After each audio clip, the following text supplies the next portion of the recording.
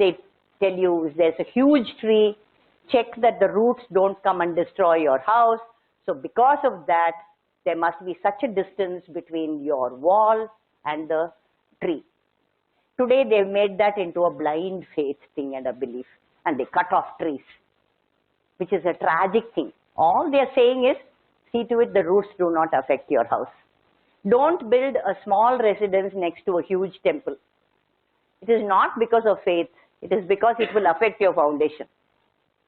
So it's a very practical system of looking at energies, looking at forms, looking at color, looking at the flora and the fauna, vegetation and the animals. Which sort of birds, if they're congregating in your garden, is not good for you? What is the kind of tree which is not good for you? Because it will push out probably CO2 at night. I don't know. It is possible that they had a sensing of that, because these were people who were very sensitive to their environment. Today we are sitting in air-conditioned, artificially lit offices and designing and assuming that it is appropriate.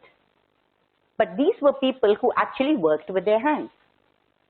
So the entire throughput of the manufacturing process, which is what your factories are talking to you about today, which means sourcing the material until the product comes out at the end of the line, is within this community. The person who sourced the material, who brought it to the site, who sized the stone, who laid it together, who measured the sizes of the buildings, and who finished it, are all part of the same community. So there is a link between activities and a co-holding of responsibility. Today all this has gone. We have de-skilled our masons. One of our biggest problems as architects today is our masons are totally without skill. Because in the 60 years, by giving them drawings and forcing them to follow something, they have lost their capacity to do something spontaneously.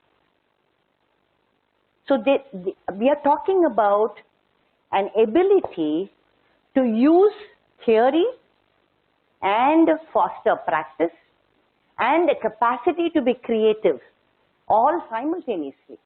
Because I believe every human being has a capacity to be creative.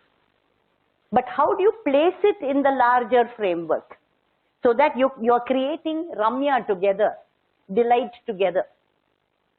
So quality of the output depends upon the quality of every individual who's playing a part in this drama. Is that right? You understand what I'm saying?